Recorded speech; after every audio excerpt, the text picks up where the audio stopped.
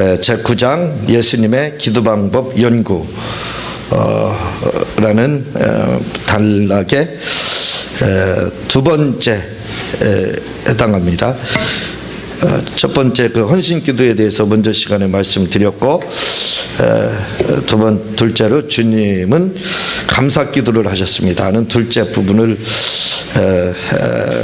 나가도록 하겠습니다. 주님이 감사 기도를 하셨다. 주님이 감사 기도를 했다면 우리도 주님이 하신 감사 기도를 흉내내서 해야 하는 것입니다. 말씀을 계속해서 드리고 있지만 이 미메테스 흉내내다 라는 것은 모든 부분에 있어서 너무나도 소중하고 또 중요시 여겨지는 그런 부분입니다.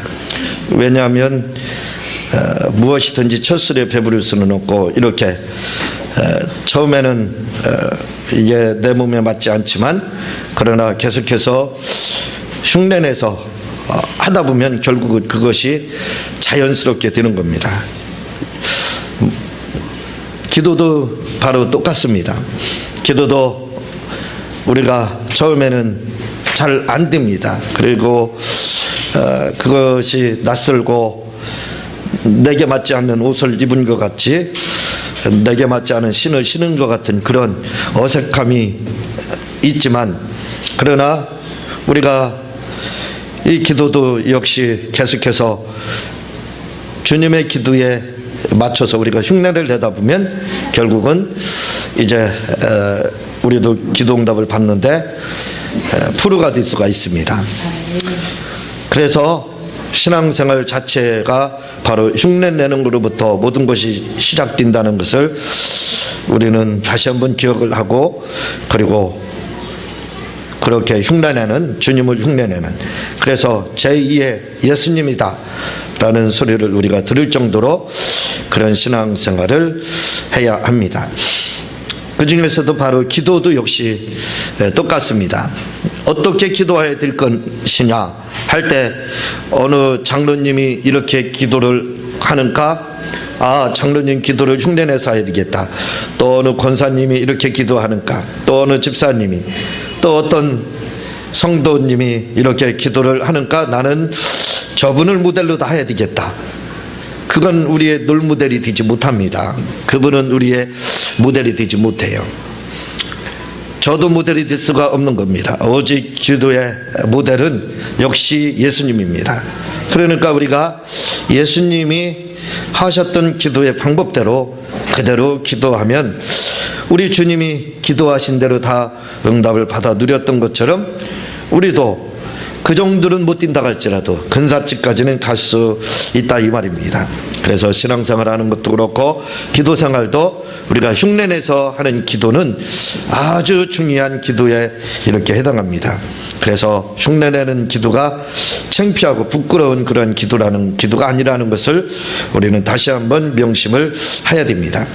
다시 말해 주님과 같이 우리도 감사 기도를 해야 합니다.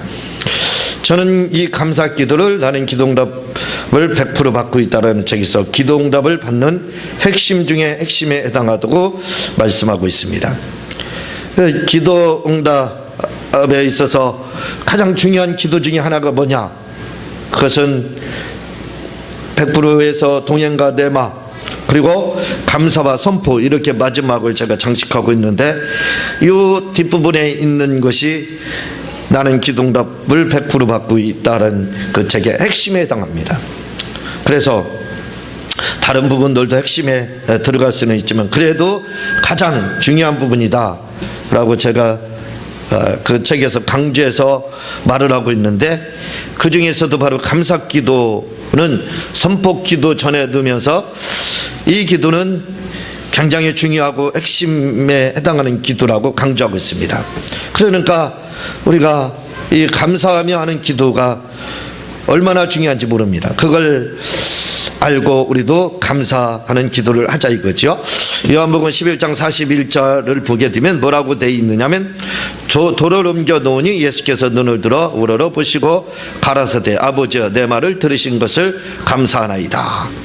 요한복음 11장 41절에 보면 나사로가 죽었을 때 주님은 그의 무덤 앞에서 나사로야 나오너라 이렇게 하셨습니다. 그래서 나사로가 나왔습니다. 나사로야 나오너라. 이렇게 명령하는 선포 기도가 중요합니다. 이것이 기도의 결론이라고 제가 항상 말씀을 드리죠. 기도의 결론입니다. 그 마지막을 우리가 아름답게 장식하기 위해서는, 기도의 이중의 미를 거두기 위해서는 바로 선포가 반드시 마지막에 들어가야 된다 이렇게 말씀을 드렸는데, 그 전에 나사로야 나오너라 하시기 전에 먼저 한 것이 또 우리 예수님께서 하신 것이 있다 이 말입니다. 그래서 뭐냐면 아버지께 감사 기도를 하셨습니다. 그리고 나사로야 나오너라 하셨습니다. 그러자 나사로가 무덤 속에서 수족을 배로 동린 채로 나왔다고 성경은 말하고 있습니다. 그렇죠. 나사로가 살아나는 그런 놀라운 일들이 일어나게 됩니다. 4일 만에 나사로가 무덤에서 나오게 되는데, 우리나라 기후를 생각해서는 안 됩니다. 우리나라 기후는 3일장을 하고 4일장을 한다 할지라도 시체가 그렇게 많이 부패하지 않습니다. 그러나 이스라엘은 문화가, 장례 문화가 달라요. 그래서 지중해성 기후이기 때문에 이 시체가 금방 부패를 합니다. 죽자마자 거의 부패를 하기 시작한다는 거예요. 그래서 이스라엘의 장례식은 당일장이에요.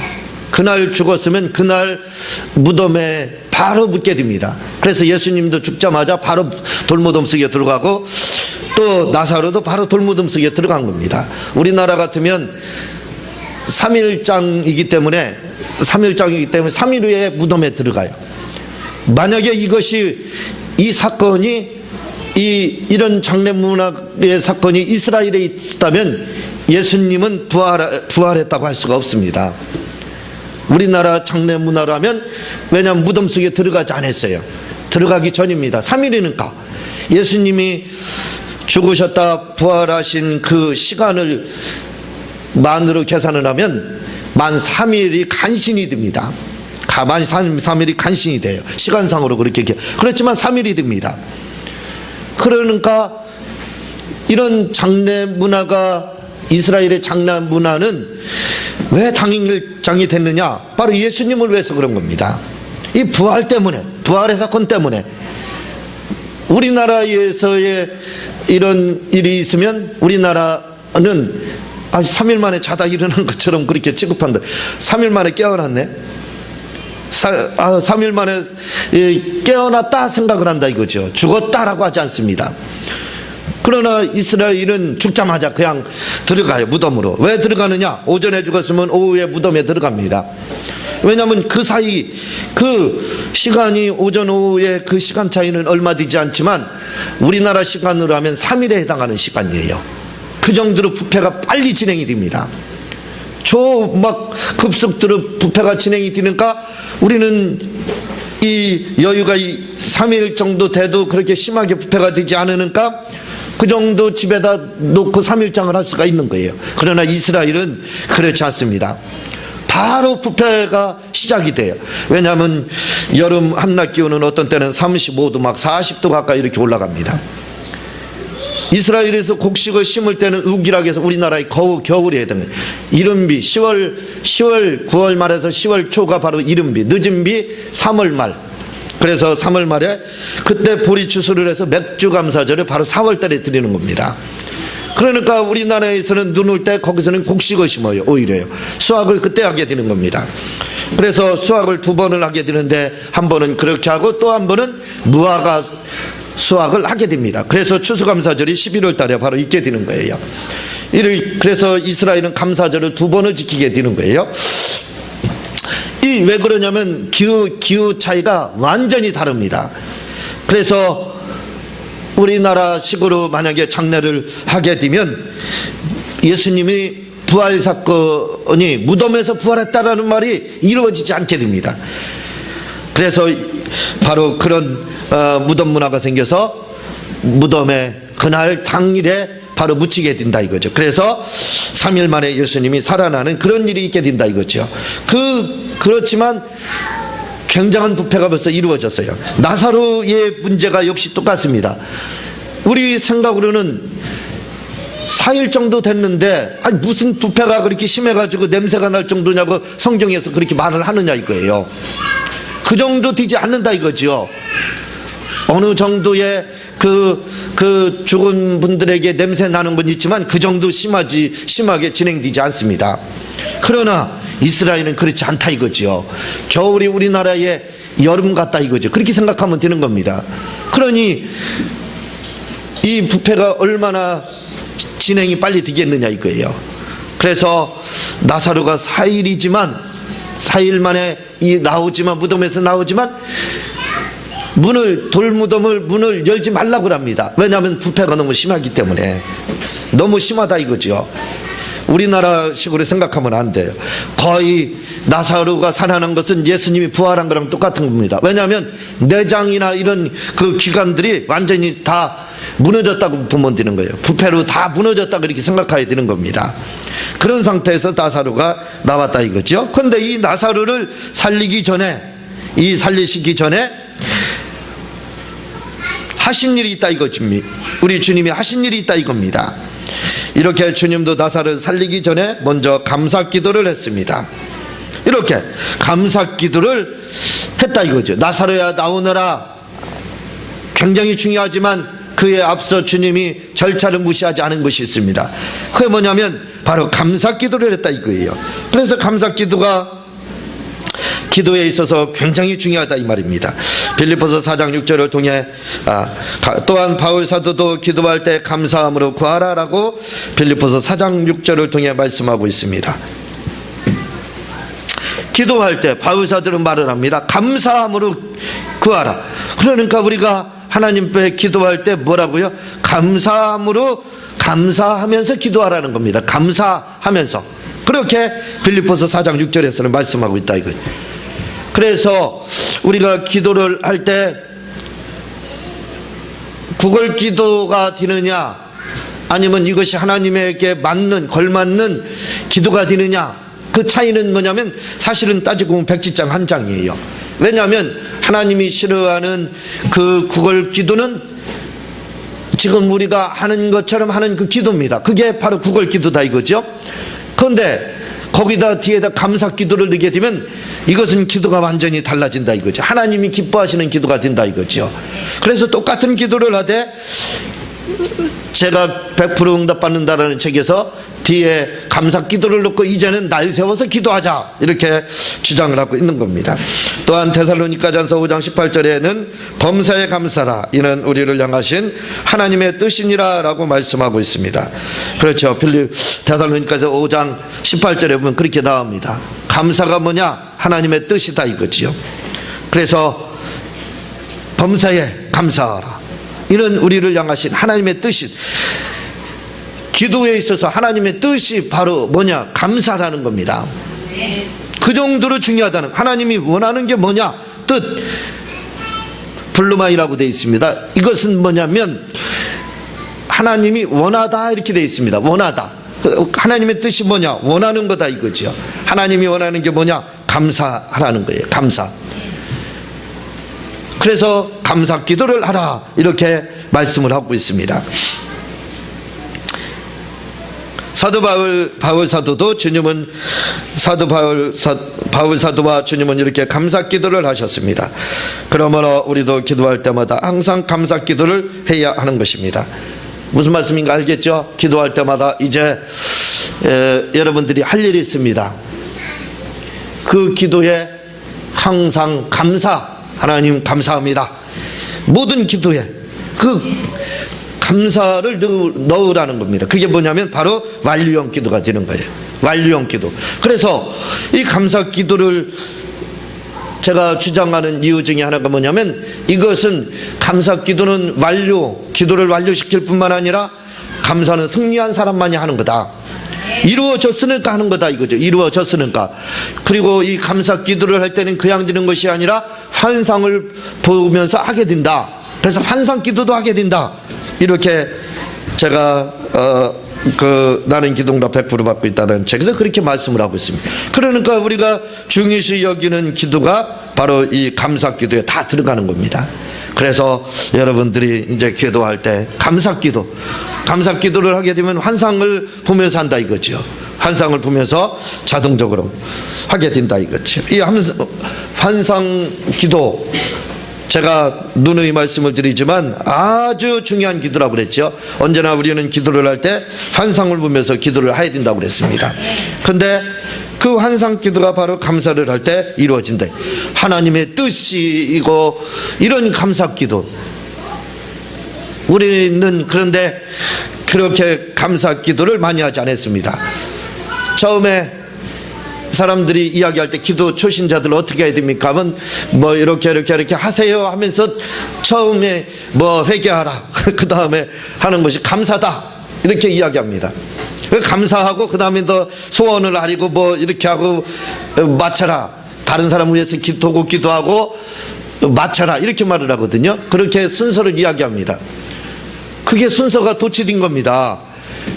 그 감사를 한 번 하고 말 게 아니에요. 그렇게 한 번 마지막으로 다 처음에 기도 시작할 때 감사하고 회개한 다음에 감사해야 될, 그래서 그냥 그 도매금으로 넘기는 것처럼 그저 모르지만 감사합니다 하고 넘길 대상이 아니라 이거죠. 그렇게 우리가 취급할 것이 아니라 이 말입니다. 우리가 모든 기도에 있어서 마지막에 장식해야 될 게 뭐냐면 감사라 이거죠. 감사로 다 뒤에서 끊임없이 우리가 마지막 기도할 때 꼬리표가 쫓아다닙니다. 무슨 꼬리표를 갖다 붙이냐면 예수님의 이름으로 기도합니다라는 꼬리표를 붙여요. 그런데요, 이렇게 예수님의 이름으로 기도합니다라고 꼬리표를 붙이는 건 모르겠어요. 우리나라만 이렇게 붙이는 걸로 제가 알고 있어요. 여러분들이 다른 데를 보더라도 영화나 이런 걸 보게 되면 그렇게 꼬리표 예수님의 이름으로 항상 그렇게 붙이지 않습니다. 자연스럽게 그냥 맞춰져요. 그런데 그것까지 제가 간섭할 수가 없어요. 왜냐하면 그거 안 붙이면 사단 소리 들어요. 사단이 듭니다. 그 예수님이 언제 꼬리표로 하라겠어요? 내 이름으로 구하라겠죠. 그러면 시행한다겠지. 꼬리표 붙이라고 언제나 그랬습니까? 그 꼬리표를 우리는 붙여요. 그래서 그 꼬리표를 잘라내고 사실은 어디에다 붙여야 되느냐? 감사에다, 모든 기도에다 예수님 이름을 꼬리표로 마지막 장식하는 것처럼 이제는 감사에다가 감사합니다를 그 꼬리표처럼 달고 다녀야 된다 이거죠. 그렇게 하면 바로 우리가 또 올바른 기도를 하게 된다 이 말입니다. 이 감사 기도가 바로 하나님의 뜻이기 때문에 우리는 해야 된다. 데살로니가전서 5장 18 범사에 감사하라. 이는 그리스도 예수 안에서 너희를 향하신 하나님의 뜻이니라 라고 말씀하며 하나님이 감사를 원한다는 겁니다. 이걸 하나님이 원하는 거 해드려야죠. 부모가 에게 효도하는 것도 부모가 원하는 거 해드리면 되는 거예요. 근데 내가 좋아하는 것만 자꾸 해봐요. 부모 싫어하는 거 자꾸 하고. 그거랑 똑같다 이거지요. 우리가 감사하는 것도 하나님이 뜻 원한다 이거예요. 하나님이 원하는 거다 이거예요. 그 원하는 거 해드리면 되는 겁니다. 근데 우리는 우리의 고집을 부려서 그걸 안 하는 경우가 너무 많더라 이거죠. 자, 세 번째입니다. 셋째로 주님은 임재 기도를 하셨습니다. 자, 첫 번째 헌신 기도를 하셨고 두 번째는 감사 기도를 하셨다 이거죠.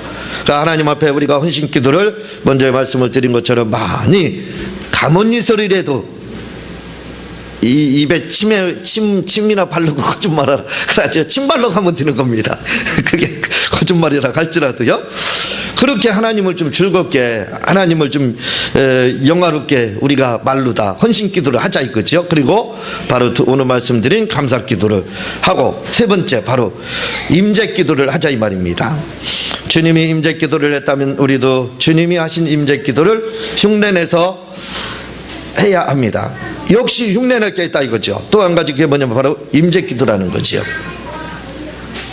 다시 말해 주님과 같이 우리도 임재기도를 많이 해야 하는 겁니다. 이 임재기도에 대해서는 임재기도의 힘 생각만 해도 응답받는다라는 저희 책을 참고해 주셨으면 합니다. 예. 책 광고도 같이 하면서 아니 또 이게 필요하기 때문에 여기서 설명을 못 하거든요. 임재에 대한 자세한 부분은 거기에 나와 있으니까 길을 안내해 주는 것 뿐입니다. 그런데 이 임재라는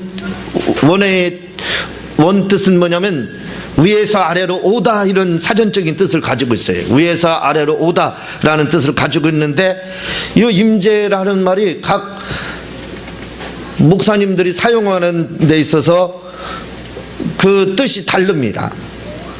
이렇게 원어적인 뜻에서는 성령께서 위에서 아래로 오셨다라는 뜻을 가지고 있지만 이 임재라는 말을 또 영성 사역을 하시는 분들은 뭐라고 이야기하냐면 느낌 이렇게 말합니다.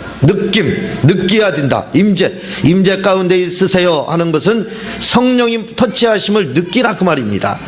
그렇게 이제 그 영성 운동을 하시는 분들은 그렇게 사용해요. 임재라는 말을.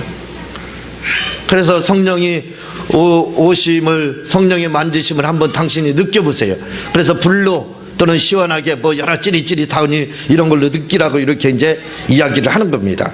느낄 수가 있어요. 그걸 이제 임재다 이렇게 이야기를 하는데 제가 말하는 임재는 좀 다릅니다.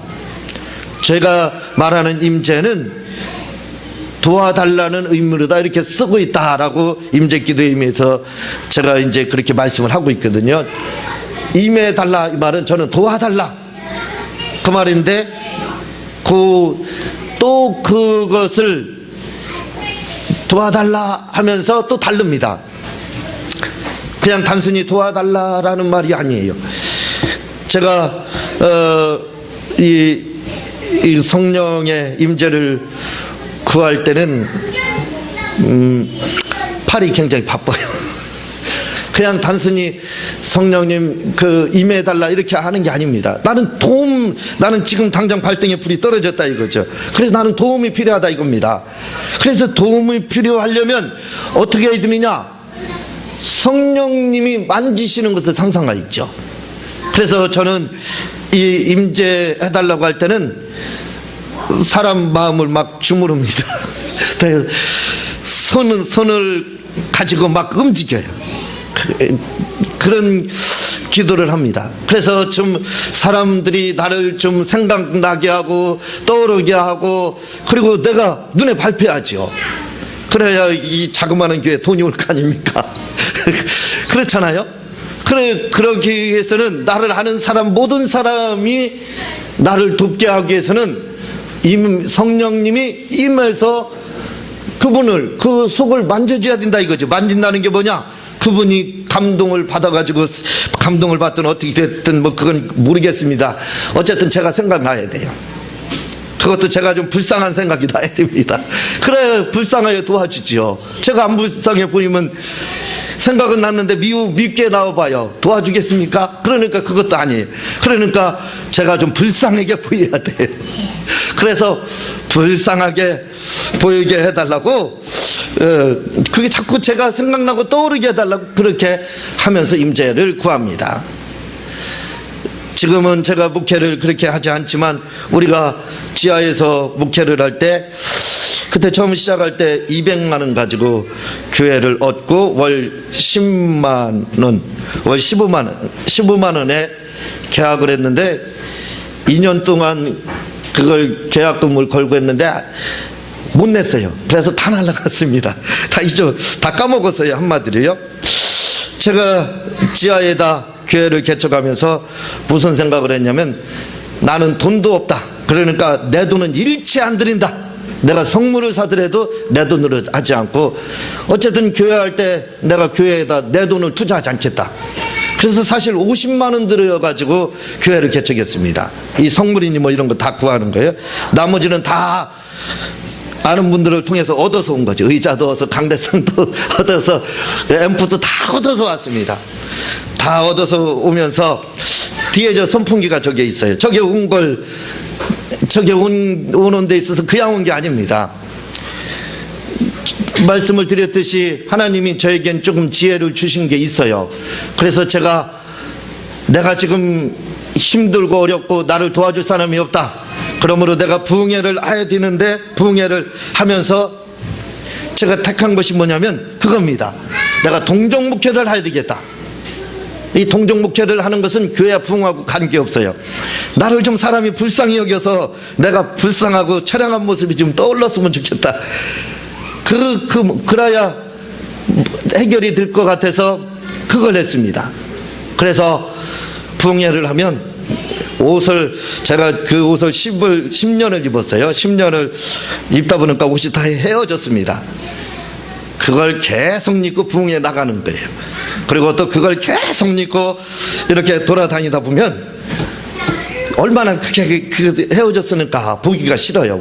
그 중에서도 성도들 중에서도 그렇고 목사님들 중에서도 그걸 보게 되면 안쓰러워하시는 분들이 있어요. 내가 원하는 동정이 되는 거예요.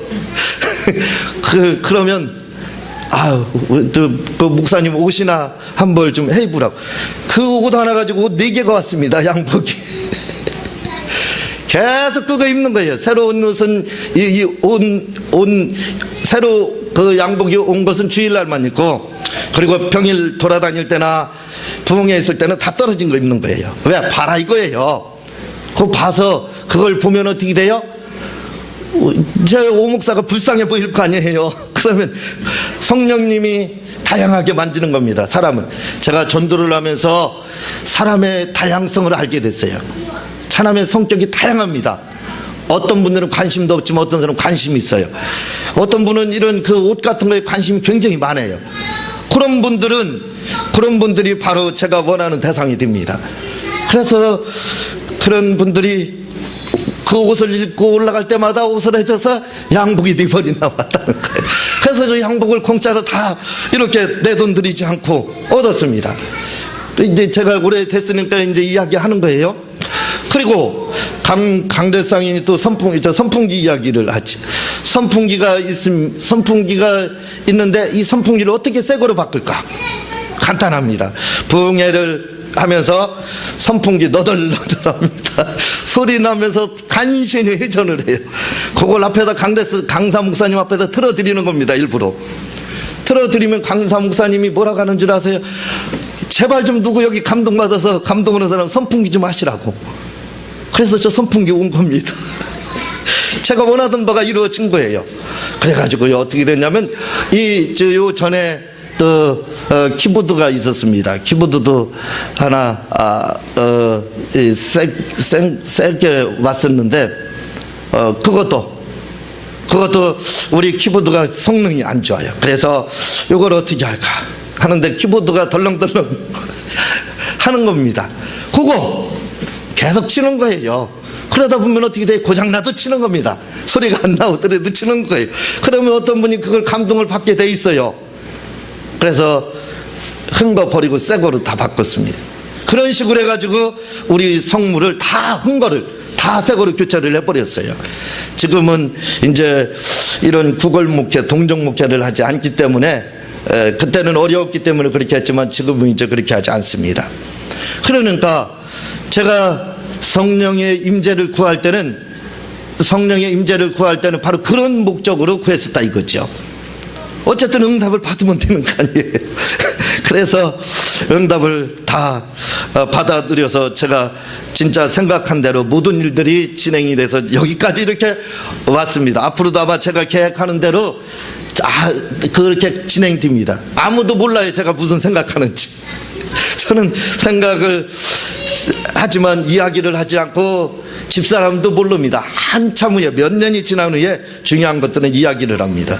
바로 얘기한 줄 그렇게 아는데 아니에요. 몇 년을 고민하고 그걸 옮기고 행동으로 옮겼다가 그 다음에 그걸 이야기를 이렇게 해줍니다. 마찬가지라 이거지요. 지금도 제가 무슨 생각을 하고 있는지는 아무도 모릅니다. 아무도 몰라요. 그러나 저에게는 생각이 많이 있습니다. 제가 목회를 위해서 생각하는 것도 많다 이거죠. 이러다 보니까 시간이 다 돼서 이 임재기도에 대해서는 더 이상 설명을 못 드리고 다음 시간에 임재기도에 대해서 좀 더 설명을 드리도록 그렇게 하겠습니다. 결론적으로 뭐라고 말씀을 드리고 싶으냐면 이 임재기도는 저에게 있어서는 도움을 구하는 것, 도와달라, 그런 목적으로 이렇게 구하고 있다라는 것을 말씀을 결론적으로 이렇게 드리고 다음 시간에 더 자세하게 말씀을 드리도록 하겠습니다. 제가 기도하고 주님 가르친 기도로 마치도록 하겠습니다. 하나님 아버지,